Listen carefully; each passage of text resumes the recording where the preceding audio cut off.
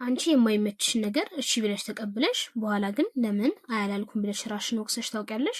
ሰዎችን ላለማስቀየም ስትይ የራስሽን ደስታ፣ ጊዜና ጉልበት ስንት ጊዜ መስዋዕት አድርገሻል? ብዙዎቻችን ጥሩ ሴት ለመባል ስንል የሁሉንም ሰው ፍላጎት ለማርካት እንሮጣለን። ነገር ግን እውነታው ይሄ ነው። ሁሉንም ሰው ለማስደሰት የምትሞክሪ ከሆነ መጨረሻ ላይ ማንም ሳይደሰት አንቺ ግን ተዳክመሽ ትቀሪያለሽ። ዛሬ በስነ ልቦና ውስጥ ፒፕል ፕሊዚንግ የሚባለውን አደገኛ ልምድ እንዴት እንደምታቆሚና የራስሽን ክብር ሳታጪ አይ የማለት ጥበብን እንዴት እንደምትገነቢ እናያለን።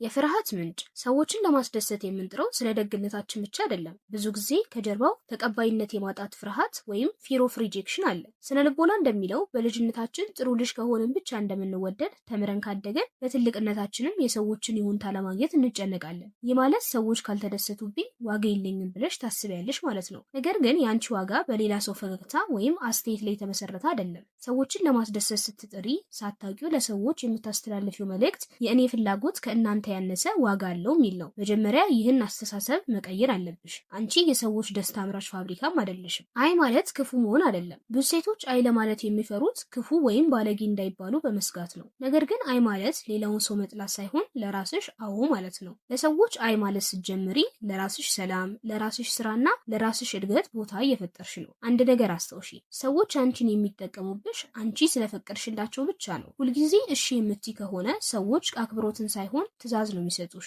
አይ ስትይም ረጅም ምክንያት መደርደር ወይም ይቅርታ መጠየቅ የለብሽም። አይ አሁን አይመቸኝም ወይም ይህን ማድረግ አልፈልግም ማለት ሙሉ መብትሽ ነው። የግል ድንበር አስፈላጊነት እዚህ ጋር አንድ ትልቅ ነጥብ እንጨምር። አይ ማለት ድንበር ማበጀት ማለት ነው። ድንበር የሌለው ቤት ለማንም እንግዳ መግቢያና መውጫ እንደሚሆነው ሁሉ ድንበር የሌላትም ሴት ለማንም ሰው መጠቀሚያ ትሆናለች። ድንበር ማበጀት ማለት ራስ ወዳድ መሆን ማለት አይደለም። ይልቁንም የትኛው ነገር ለአንቺ እንደሚስማማሽና የትኛው እንደማይስማማሽ ለሰዎች የምታስታውቂበት ጤናማ መንገድ ነው። ሰዎች ድንበርሽን እንዲያውቁ ካላደረግሽ ሳታቂው ለተጽዕኖና ለጭቆና ራስሽን እያጋለጥሽ ነው። ስለዚህ አይ ስትይ እባካችሁ ክብሬንና ምርጬን ጠብቁልኝ እያልሽ መሆኑን ወቂ። የ24 ሰዓት ህግ ሰዎችን ደስ ለማሰኘት የምትሞክሪ ከሆነ ጥያቄ ሲቀርብልሽ ወዲያውኑ እሺ እንድትይ የውስጥ ግፊት ያድርብሻል። ይህን ለማቆም የ24 ሰዓት ህግን ተግብሪ። ማንኛውም ሰው ጥያቄ ሲያቀርብልሽ እስቲ ላስብበትና በኋላ እነግርሃለሁ ወይም ፕሮግራሜን አይቼ እመልስልሻለሁ በይ። ይህ አጭር ጊዜ ከስሜታዊነት አውጥቶ በምክንያት እንዲያስብ ለአእምሮሽ እድል ይሰጠዋል። ይህን ነገር የማደርገው ፈልጌ ነው ወይስ ሰውን ላለማስቀየም ብለሽ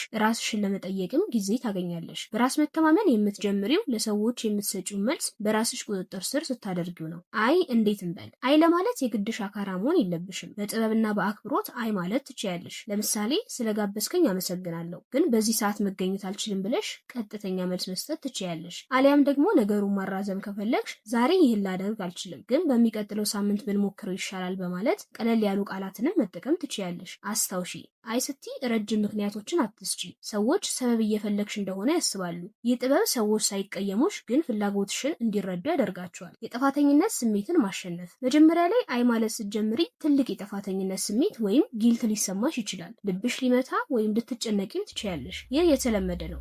ምክንያቱም ለረጅም ጊዜ አእምሮሽ የሰዎችን ፍላጎት እንዲያስቀድም ሰልጥኗል። ይህ የጥፋተኝነት ስሜት ሲመጣ እንዲህ በዩ፣ ይህ ስሜት የመጣው ስህተት ስለሰራው ሳይሆን አዲስና ጤናማ ልምድ እየጀመርኩ ስለሆነ ነው። የጥፋተኝነት ስሜት እስኪጠፋም አትጠብቂ። እየተሰማሽን ቢሆን አይ ማለትሽን ቀጥይበት። በጊዜ ሂደት አእምሮሽ ይለምደዋል። እናም ያ አላስፈላጊ ሸክም ከላይሽ ላይ ሲወርድ ትልቅ ነፃነት ይሰማሻል።